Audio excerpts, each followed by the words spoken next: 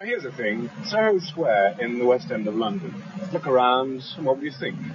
Dreary-looking office buildings full of secretaries bashing away at typewriters and more or less important-looking businessmen. But tucked away among the buildings is a real magic factory. Behind me is the headquarters of Richard Williams Animation, where they turn out some really marvellous cartoon films. So good, in fact, that Richard Williams has been called Britain's answer to Walt Disney. Now, that's a silly thing to say in a way, because we're all different, and nobody, least of all an artist, likes to be compared with anybody else. But in this case, comparison isn't unflattering. So let's go and have a chat with Richard Williams.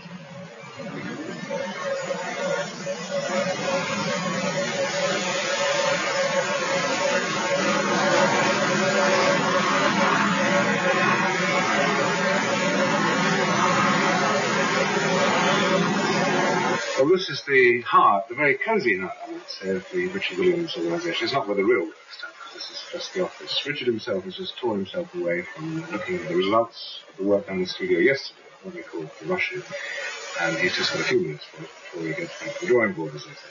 Richard, where did the story start for you? Was it a sort of interest in films, primarily, an interest in drawing, or one of those, or neither of those? Interest in Snow White at the age of 5, and I went mad on it. And I was lucky enough that my mother was an illustrator, so she knew, and she had friends at Disney's. A book illustrator, or cartoon? Yes, a general commercial artist, fashion and books and stuff. So I realized that they were moving drawings, and they weren't rubber dolls or people dressed up or something. And I wanted to be an animator from age 5. And then I learned it by mail and by reading any books or articles they had on it, or say a program like this, if one had had it then.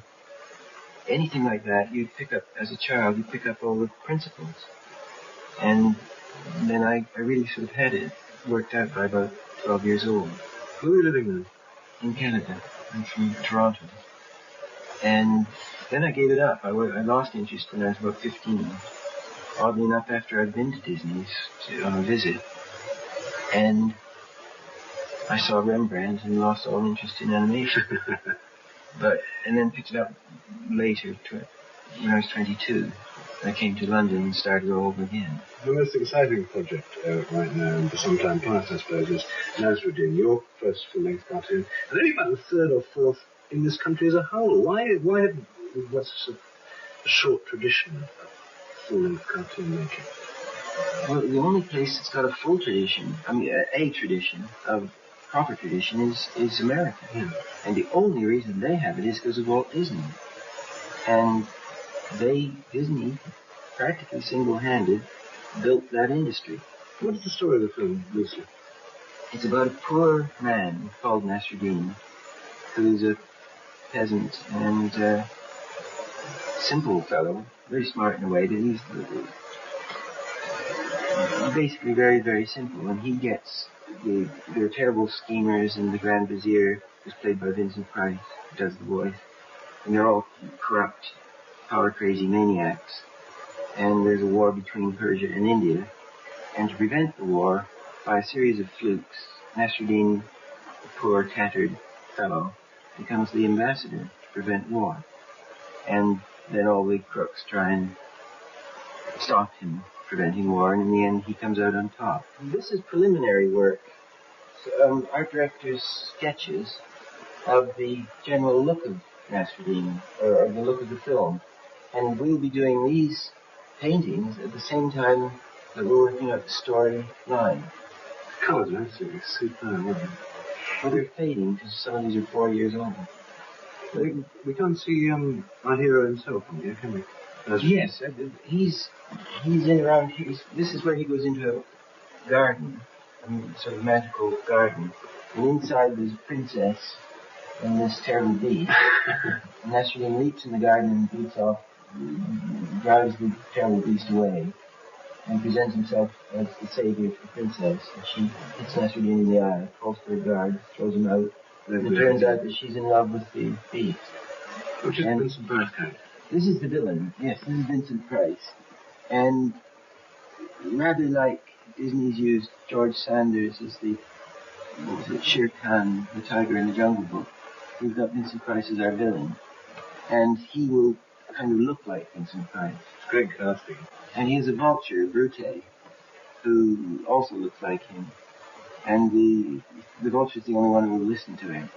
Anyway, he's trying to take over the world, and no one in the world can stop him. No man in the world can stop him. And it turns out that Nasruddin, this poor peasant, stops him. Oh, you should see this one, because we're just started this new character who is a camel who laughs. All he does is wheeze throughout the film at the terrible accidents that are going on. And there's some animation on him upstairs. This is Chief Boozdill and the 40 Brigands. They're sort of Irish. They're supposed to be Persian. They've all got Irish voices. And they sit around in the desert. They've been left marooned in the desert by Ali Baba 40 years before. And they can't remember even what a caravan is. What about the story? Do you use a script or what? Well, there is no script. I mean, as live-action actors need to work from a script. For an animated film, the script is this thing, which is called the storyboard, which is like a comic strip with stuff written under it, which is constantly, you change it, you paste it up and board, rip it in half. And it's very hard for people to realize. They're just, this is the script, and it goes on and on and on. It's about, God knows, there's about 30 big boards full of this stuff. So, if I just run through, this is one set. These are these brigands, Chief Boozdill and his brigands, in the middle of the desert. Yeah. And they're all sitting out, they have bone trees and they're bored and they don't know what they're doing.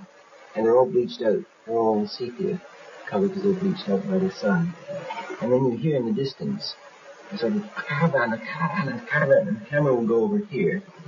And you see this Sergeant Hook running up, screaming a caravan. We're going to take his hook and put it on his foot instead. Anyway, he's screaming, a caravan, a caravan, a caravan, a caravan is coming. A real live caravan is coming. And he slides in like an American baseball player into his home base. And he says, and grabs onto this bone tree, and all the bones fall down. And he screams, there's a caravan coming! And Vulture's skull drops on his head. And then all the other brigands say, oh yeah, sure, get off, come off it and cut around my eye. And he says, no, Chief Boozdill. This is Chief Boozdill. He says, a real live caravan is coming. And he says, a caravan? He says, and they all go, a caravan? A caravan? And they remember, a caravan? And they say, horses! And they grab their bones and start riding around on each other. And jewels, and silver, gold, horses, gold, jewels, silver, gold, jewels.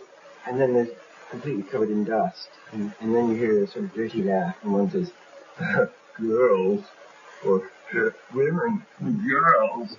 And he starts combing his hair with his skull. Richard, just to recap, so far we've seen the preliminary drawings, we've met most of the leading characters, and we've seen the storyboard. What goes on in here?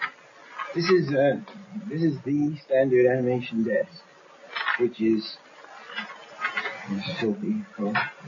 There's a light underneath. You take these things out, you can see through the paper. Secure. This is animating a brigand laughing. Yeah. So you can either work without the light or not. I don't know what it shows in film. It's like a draftsman's table that you can see through. Yeah. Does this all revolve? No? Yes, sorry. So this great clumsy bit of stuff is one of the things that's wrong with British animation. It's a heavy-handed copy of The Disney thing, and when we get rich and famous, we're all going to bring. This looks like it's some damn sort of car, but all it is a glass plate over a light, and it turns so that you can get a purchase if you're doing careful work, which this isn't, because I'm working rough, but if you were getting in there to work carefully, you want to swing it around. Yeah. This is why it's so horrible, so heavy. Just I have a light one. Just how do you know, how can you gauge what amount of movement to add to each picture of the previous one? Well, this is a brigand, remember, right from that part of the storyboard, they're remembering what a camera. Girl. Oh, well, this is after the dirty laugh of the fellow pulling his hair out of the stone. And there are two, in fact, I did this laugh. I went in the studio and went, these are the frames, and you record the laugh, so it's going like this. So that's and then there's a loud one. How many single drawings, like say this one, would there be in a completed film? Of this scene, in the whole film. But that's going to scare everybody. Is it? Because it sounds awful. There are 1,440 drawings a minute times 80 minutes. So you can work it out. It's something like 250,000. And then if these things are traced upstairs by girls in colored ink, and by girls who use colored ink to trace it, they will draw again, and there may be another artist cleaning this up to make the drawings neater. Then that's 3 times. The whole film's done that way. That's 3 times 250,000, and it can work out 2 million drawings. But the film cost $2 million, which is approximately a drawing dollars, or dollar drawing. But that's the wrong way to look at it. In fact, it isn't that much work. I did this in a day, so that's 6 feet of film, 4 seconds. 56 film. And you can see, I'll flip it for you after, but it's enough to give you, the next morning you see it on the screen, and you get a brigand going, and that's your scene. Yeah. If it's well done, it's quite satisfying work. And it means that, and the main animators, such as myself, only do the key juicy bits. And the better the chap is, the more fun he gets to have. And then the lesser skilled animators do a lot more of the crowd scenes and hard work. One is always flipping the things to see how it works. You can sort of run a check on it.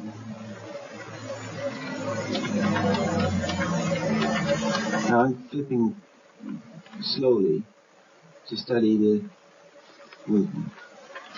So this would be, for instance, now try it again. This would be wait a minute.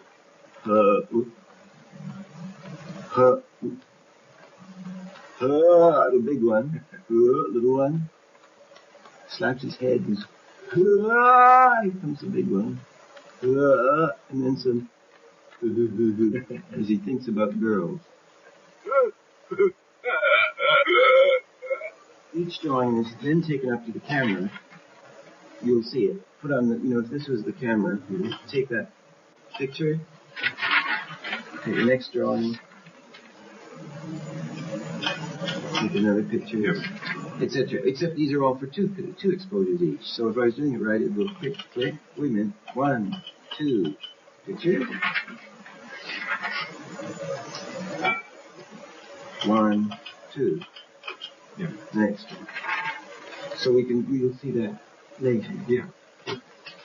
Now, and sorry, can I just say? Yeah. This is the rough animation, finished, and it will go to the camera and get what's called a line test, they're line drawings, or a pencil test. Called what you will. That's right. It then goes in to be painted and finished up. It's a completely different process. So the animator stops here. If this pencil test is good, And when it's happy with it, the animator's finished. Yeah.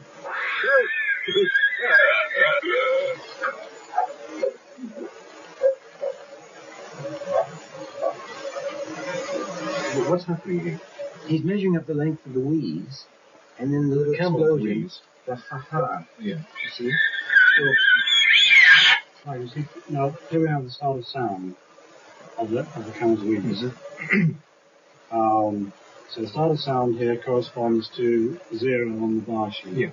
These are all the frames. Yes. So the first wheeze ends at 6 feet, 6 feet 5 frames. So we mark on here 6 feet, 1, 2, 3, 4, 5. Right. You write it down. So that's the end of the first wheeze comes down there to there. So he does all those drawings, those frames of the camel When going. you say he, you mean the animator? Yeah, yes. Can't be. Yeah, yeah. And so the first 2 frames of the H should be, and then taper off.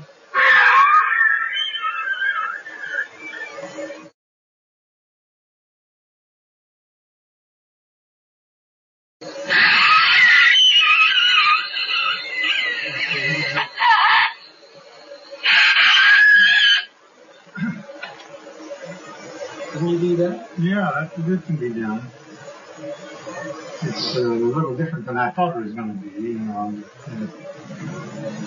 It's a funny thing if I can get the right head angles here, you know, the head turning off.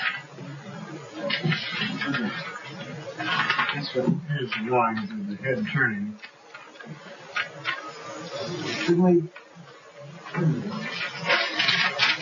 Here it is. That's the old stuff. So you can flip this to see what my idea was there. But that would work for that? Can you extend that for 6 feet?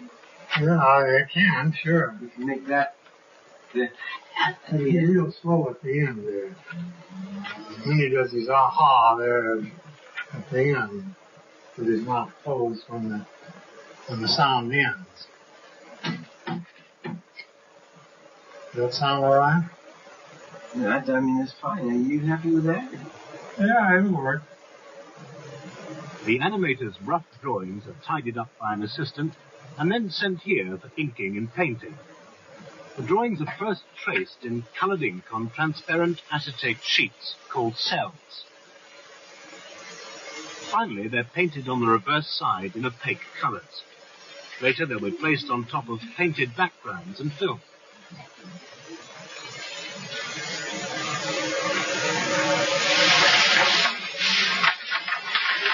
Roy, this looks quite obviously different from the rest of the artwork we've seen so far. I mean, A, it's on much bigger sheets of paper, and B, it has a distortion about it. Yes. Now, what contribution are you making to Nasruddin? Well, the contribution, instead of having something flat and straightforward, we're trying to distort various shots. So instead of just a straightforward pan up this ruby temple, which is, this rough thing here, this is the Buddha with the, we'll have a jewel on the top and the thief trying to get hold of it, and the chaps are defending. Instead of just a straightforward picture of that flat, I'm trying to distort it in various ways to make it look more interesting. And this is an example. Sorry, these chaps here, the guards, are...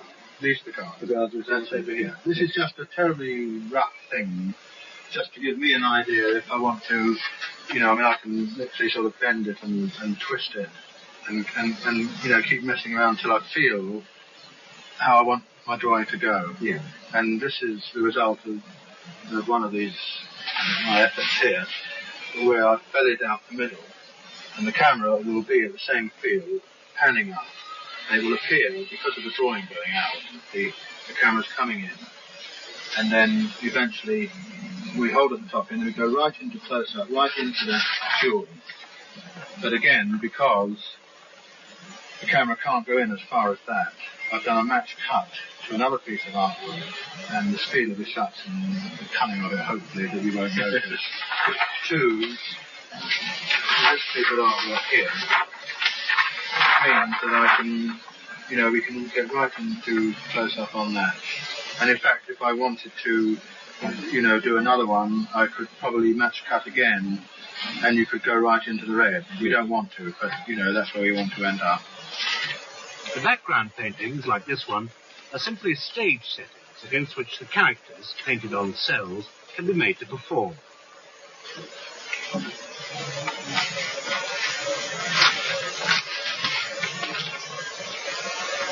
This particular painting will provide the setting for a sequence in which the figure of Nasruddin on these cells will run through a graveyard.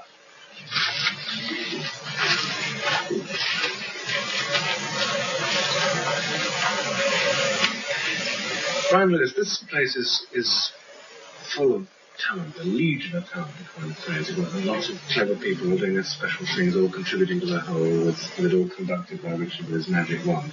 As producer, how do you set about controlling this energy? It's not difficult to control because it's not all over the place as on a feature film. You've got no weather problems, you don't have people outside on locations. Everything's happening in here, and you can watch day by day the footage that you're getting out, the way the preparation is going, and just quietly check it off. Spot where things are going to go wrong in the future and put them right before they do. What about the raw materials that go into this operation? Things like iron, pencils, drawing materials, paper. It's enormous. The budget allowance on that alone is £25,000. There's even £400 in for toilet paper, washing the brushes. Richard, thank you very much for putting up with this, and we'd like to come back next week. You're very welcome. Thank you. Delight is a very old-fashioned word, I suppose. I'm going to use it because I think this place is full of it. It's full of people having fun, giving you and me fun, and I'd rather think I am with them. So, as I say, we'll be back next week. Till then.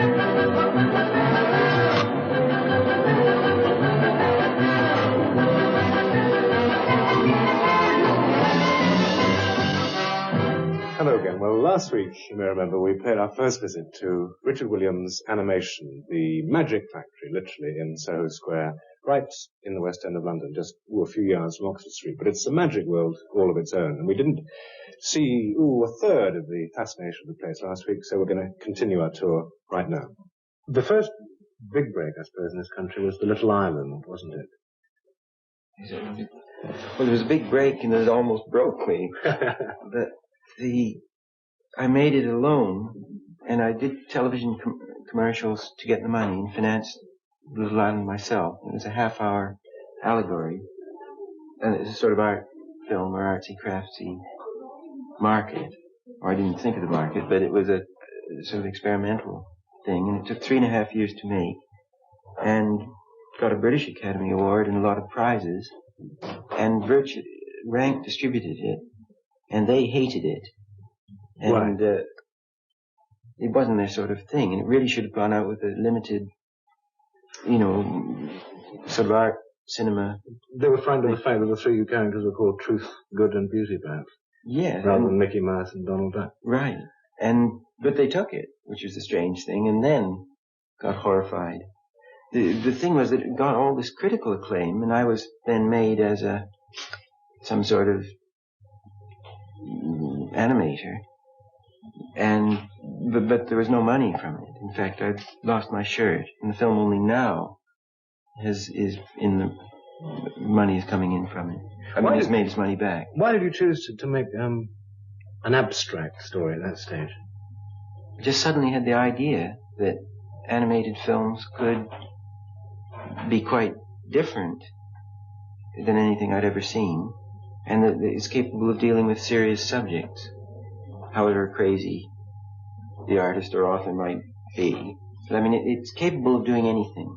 So anything you draw or can make a sound for, or anything you can conceive, if you can actually paint it or draw it, you can put it on film, animated film. So it's far more appealing to me than live action film, where it's all stuck with reality, because you can do anything. So if you had Rembrandt or Leonardo da Vinci or anybody any good, if they knew enough about how to make an animated film, their stuff wouldn't look anything like any of our work. But I mean, they could produce marvelous things. Tell us a little bit more in detail about the story of The Little Island. Well, it was just each character. It was a satire on people who have fixed ideas. And I found, or thought at the time, people either believed in truth, and they were all going Eastern or into studying science, or we will find the answer to this, and that their lives were focused that way, or they would be like I was, some sort of producing artist with a great aesthetic point of view, and who would believe in beauty or something. Say like Hemingway, somebody who judges his entire life by his artistic output. Yeah. And then the social man, who'd be the great reformer, or the person who spends his life being friends with everybody, or terribly involved socially. So that I found that the film was about the man who believed in truth, the man who believed in goodness, and the man who believed in beauty, and that that was their fixed conception. They never did the twain meet until they all collided and turned into a sort of a terrible, monstrous battle at the end.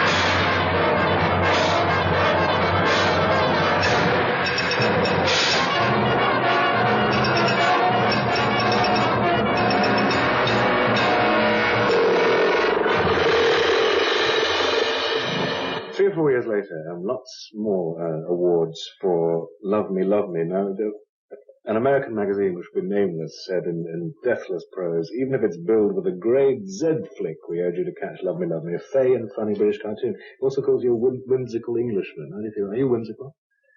I don't know. I'm not sure what it means. I think I count as an Englishman, having been here 20 years. Oh, I don't now, under the New Aliens Act or something. No, I have to be surrounded by British.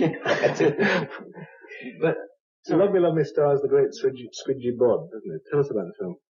Well, that was done as a private joke, because I was so tired of the financial troubles I got from The Little Island that I was going to go back to painting. And I was double taxed, and I got my tax-free money at the end, and was playing the trumpet and doing everything to avoid doing animated things. And I thought, I'll make 2 little films for myself, and then I'm out. And one of them I still haven't finished. And Love Me was done just as a joke. I mean, it was a silly joke. Although I thought it was funny. I did it just to amuse myself.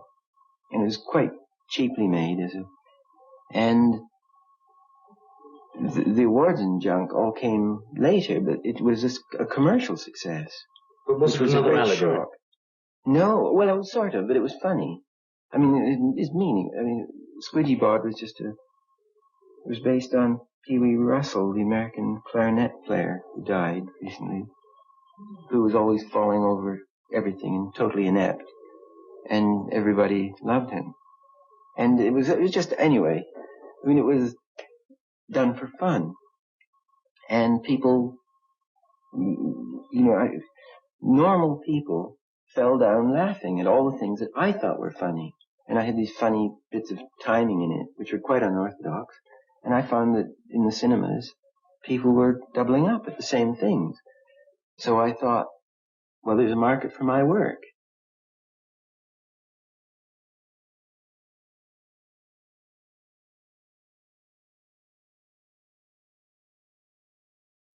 Once upon a time, there lived a man named Squidgy Bod. Everything he did was wrong. Everything he touched either broke or fused or tore. His clothes were either too big or too small. But everybody loved him.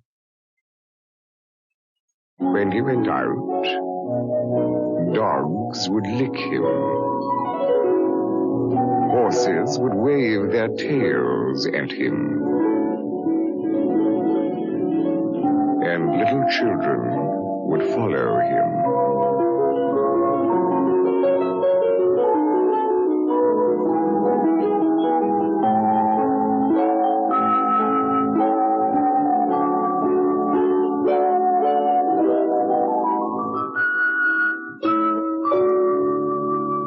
Richard, as far as this building is concerned, anyway, this is really the end of the line, isn't it? Where camera.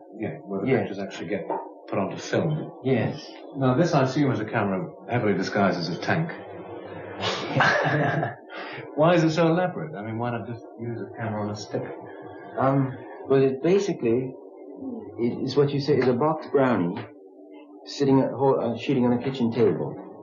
All this stuff like glass plates and dials and How's Your Father overhanging camshafts are 18,000 pounds worth of stuff to give you flexibility so that he can move the camera around the artwork, project live action through it, hang from the ceiling, and spit on the artwork. It's all refinements. But basically all it is just a tabletop with a camera hanging above.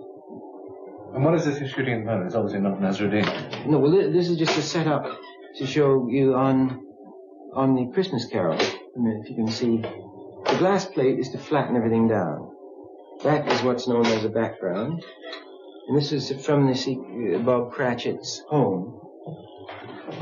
Very often with artwork, you see, as with the stuff you've seen of the camel or the brigand laughing, everything is drawn on the same frame. Well, if you're animating 5 figures, there's no reason to draw every picture. You'd have to draw 5 people all the time. And then some may be stopping, some may be moving.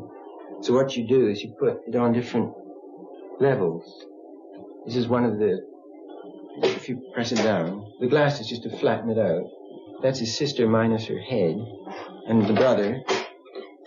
Then next is the next layer is Bob Cratchit, and there'll be a series of cells with him on it there. Cratchit with Tiny Tim. When you say cells, can you just explain? This is a cell. Well, we should see it upstairs in ink and paint, tracing and painting. But the pencil drawings are drawn onto celluloid, and then painted on the back with emulsion paint, just like wall paint. And there's nothing fancy about the colors. And the cells are used just for this purpose, so that they're transparent, so that the background shows through, and other characters show through. Mm-hmm. So this is quite a complicated scene. This is the younger sister runs up to hug her daddy's leg. Then Mrs. Cratchit on a separate scene. and the other sister. So that's whatever it is, 1, 2, 3, 4, 5, 6 levels. Except this one was static. I think we didn't move that. 6 layers of celluloid. When you press it down, it doesn't look like it's celluloid, which is the great secret. So each of these we call them cells. They're triacetate film, actually, but what they're called cells, have a series of drawings. So this sister would move for a few drawings and pause, and then the mother moves, and the dad and Tiny Tim are moving the whole time. Obviously, the child runs in later. So it's a you move what you want when you want. And how did little Tim behave? As good as gold. He told me coming home that he hoped the people saw him in the church because he was a cripple, and it might be pleasant to them to remember upon Christmas Day Come on, Timmy. who made lame beggars walk and blind men see. One of the blockbuster films you mentioned was Charge of the Light Brigade, wasn't it? What was your involvement in that? That was the best opportunity we ever had. They called us in very early to do sequences throughout, bridging sequences throughout the film. We had 4 2 or 3 minute sequences throughout. We had about 10 or 12 minutes of the film. And we took the fleet to India. I mean, good heavens, Nasruddin. We took the fleet to the Crimea from London and didn't do it. It wasn't done as maps or anything. We did it with fleets and lions flying in the sky and everything. And we did a propaganda section on war, and then we did a section in which England thought she won the war, and to compress history. So we worked in the style of the time, the 1850 Punch and Illustrated London News illustrations, and we were given terrific freedom. So it was a different sort of thing than anybody's done with animation, and a different use of it in an epic film. How did you, I mean, there were obviously sequences with horses. How did you work just from drawings, or did you work from We did a lot of what's called rotoscoping, which is a fancy word for tracing the live action. You film, say, a live action horse running, then you trace it off on this fancy back projection unit which shines through here, and you can work in here. And you just trace, it's like tracing off the front of your television set, if you could stop the film. And so you get the authority of the live action movement, and then you develop it further. And that's what Disney did an awful lot of, a tremendous amount of, for reference. And we did it rather differently in the Light Brigade. We traced it all off, and then we changed the speed and made it all slow motion ourselves, and used dissolves and strange devices which we thought we'd invented, and then discovered after we'd finished the film, and thought how marvelous we were. We found that Disney had done it in 1952. But they hadn't done it the way we had. And they didn't realize that we'd done it before. He said. But it's just using live action in a different way. Or using drawings in a different way. Because there's no reason that animation has to be funny men with big noses, like my brigand laughing.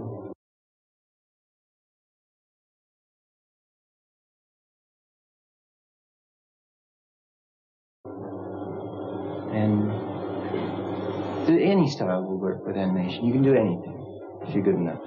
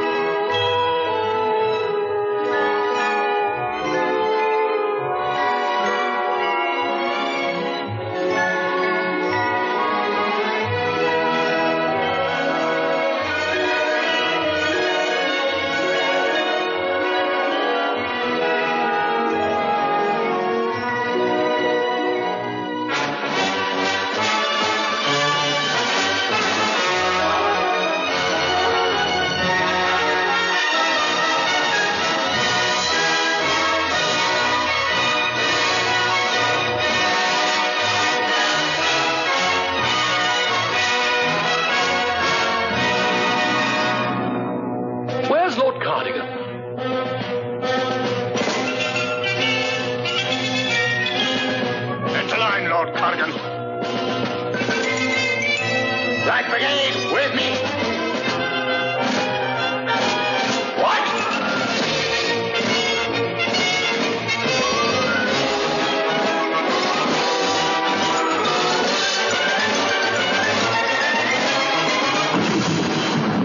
Richard, you can hardly move for awards. I keep going around corners and tripping over them and things. And it's rather neat because this one was the British Film Academy Award for Little Island, the first film we saw today.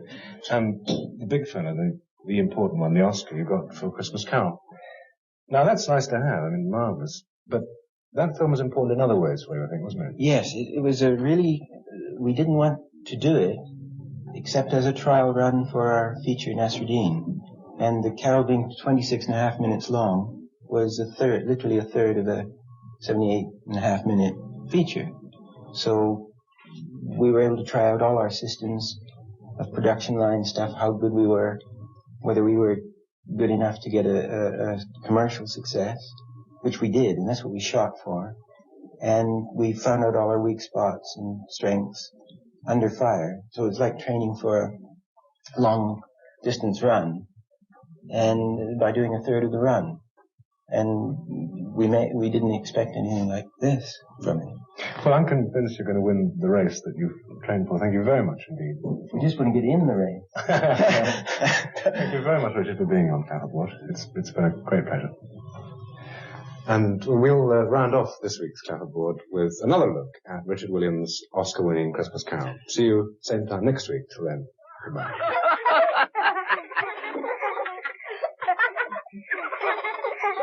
The little boy lost in the snow. The little boy lost in the snow. Tarzan. A Merry Christmas to us all, my dears. God bless us. God bless us, everyone. God bless us. God blesses everyone. Spirit, tell me if Tiny Tim will live. I see a vacant seat in the poor chimney corner, and a crutch without an owner, carefully preserved. No. If these shadows remain unaltered by the future, the child will die. No. What then?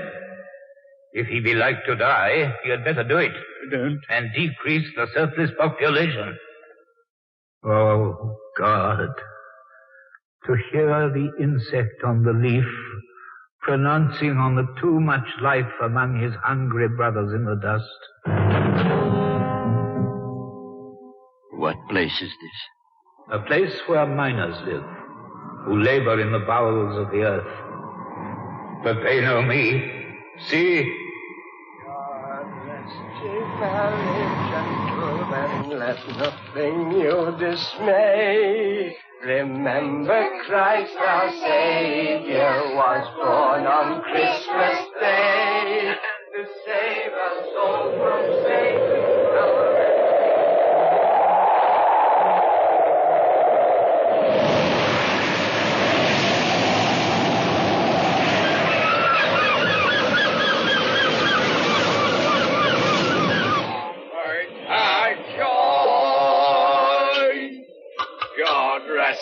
Merry gentlemen, let nothing you dismay.